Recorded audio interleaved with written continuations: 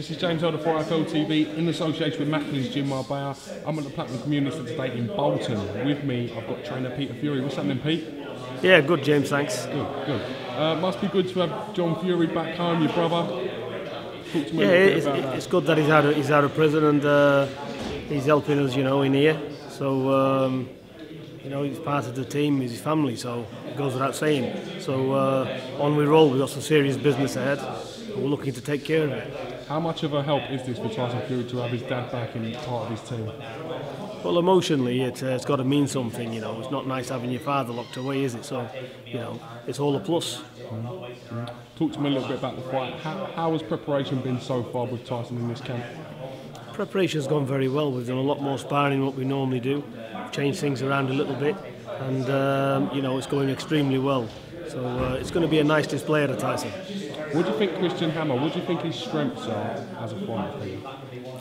He's a good boxer. He's a good mover, isn't he? He's pretty quick, and but who's he really boxed? So I predict a stoppage.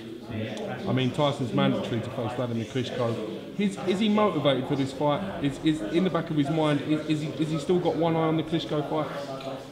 Yeah, of course he's motivated because Hamer can wreck everybody's plans. These are the type of fights where you have to get extremely focused because we've seen it time and time again. You take your foot off the pedal and you think you're in for an easy night and it doesn't happen. This is professional boxing on a world level, so they always have to be ready, and ready he is. Tyson seems to be showing a maturity that's coming with his age and the way he's conducting himself, both on social media and with the media in person. What would be the reason for this? Yeah, it just takes time. He's young, he's brash, and Tyson's his own man. Tyson will come round to his own way of thinking. But as time goes on, experience kicks in, and maturity kicks in, and it's time for the young man to step aside and see a grown-up world athlete. It's not just about ability in boxing; it's growing in the mind as well. He's going in the right direction. Do you think with the ball hitting Tyson in his pocket as well, maybe that's something that he understands, the money being taken away? Well, yeah, I think it's all relevant. Look, like I've always said, swearing, effing and blinding in boxing on camera, is not called for. We're out to set good images for young kids and, people as a whole, and boxing. So, this is a bad enough sport as it is. It's a dangerous sport, but let's give it the respect it's due, not by swear words. I mean, sometimes at the press conference, I know Tyson's his own man, but do you kind of sometimes before in the past wish he wouldn't have been so vocal? I think sometimes, it's, temperatures rise and, things get set on the heat of the moment. It makes entertaining viewing, but some things can go over the mark, obviously. Of course. When Tyson fought in America, we were speaking about it today amongst the other media, you kind of got the full package of Tyson that night, with him showing his boxing skills, getting knocked down, getting up, and then with the singing toward the end of it. Do you think his fan base is growing stateside? Yeah, I do. He's got an excellent. He talks well. He's a good entertainer. It's not just about boxing. And he's definitely got the full package. He entertains. He makes people laugh. You can't help but laugh. When he starts on a roll. I laugh myself. I enjoy his interviews. I saw the one with David A at ringside. I was at the back, actually, in the cameras, and the way he was talking and everything, and I laughed all the way through it, to be honest with you. So there you are. So I enjoy it, so I can imagine other people really enjoy it as well. One of the other great entertainers at the moment in the heavyweight division seems to be John A. Wilder. He's now a world champion. If the Klitschko fight, whatever reason, doesn't happen, will the John A. Wilder fight be a realistic option? Yes, of course. I see it as Deontay Wilder or Klitschko. They're the two fights after Hamer. It's one or the other. Whoever comes first, whoever puts the best deal on the table, that's where we'll be going. How do you improve Tyson Fury at this point of his career? Do you think it's a case of routine and every day and him just kind of naturally progressing? No, we're always working on new things. There's plenty going on. And, the better you get, the more fluent you get. And the more fluent you get, the more relaxed you get. It's learning to flow with the punches, let the body move at the same time you punch, slipping the angles, being confident under pressure, not tightening up, not loading up.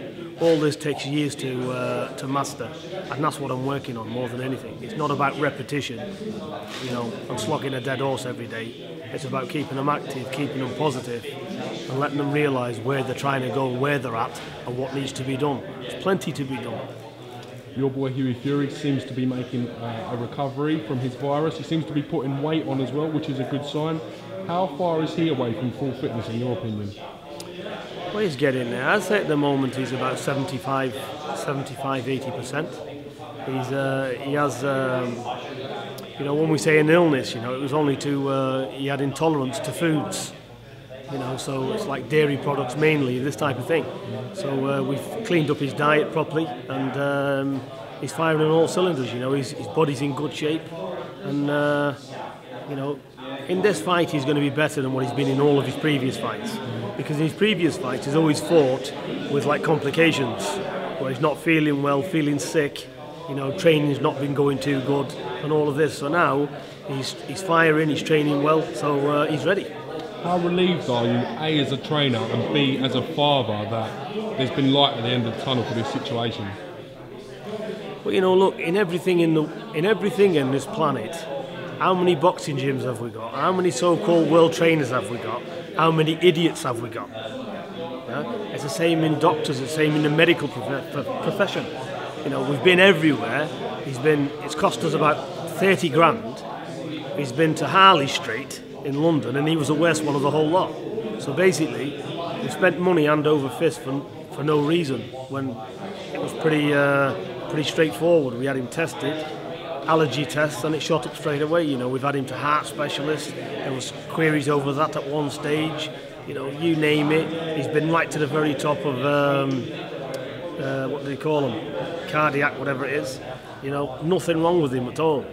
So we've eliminated these processes, but it's taken weeks and months and time and this and that. But now I'm happy that he's totally fit. There's nothing wrong with him. And when we changed his food around, his weight started coming up by the week. You know, he started filling out, doing a lot more rounds. You're looking at a kid before, he'd spar 3 or 4 rounds and his arms would be hitting the floor. Everything would be going wrong for him. So now, for this fight, he sparred 5 days a week and he's doing 10 threes with opponents in and out, in and out. So you can tell where the level he's at. So he's back. But like I said, he's still coming up, because we only got to the bottom of this 6 weeks ago. So like I said, he's still coming up, he's climbing.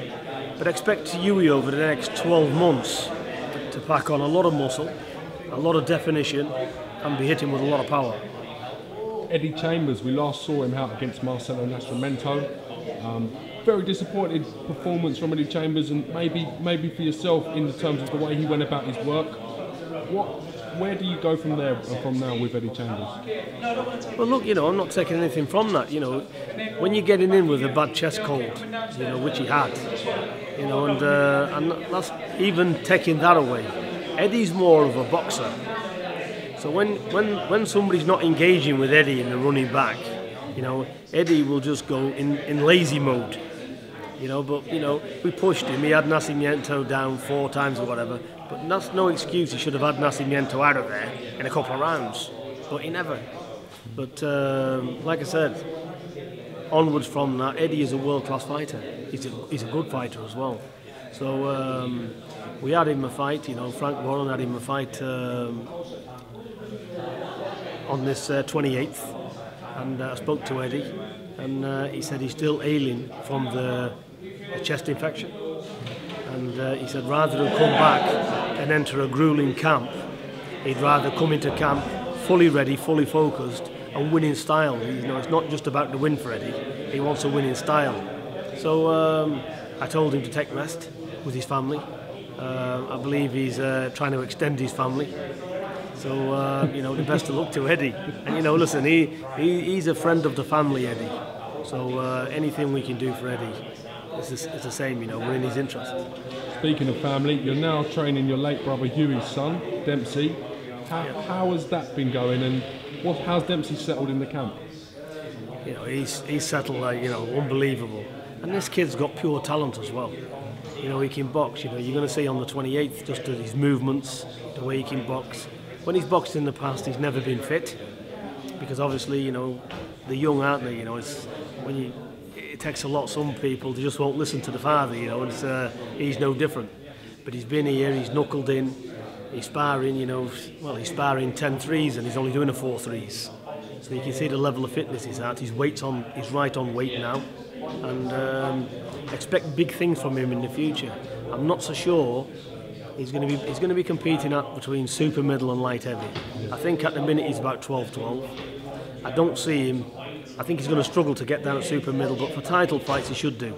But I think in the next 18 months he'll be knocking on the British title's door for definite.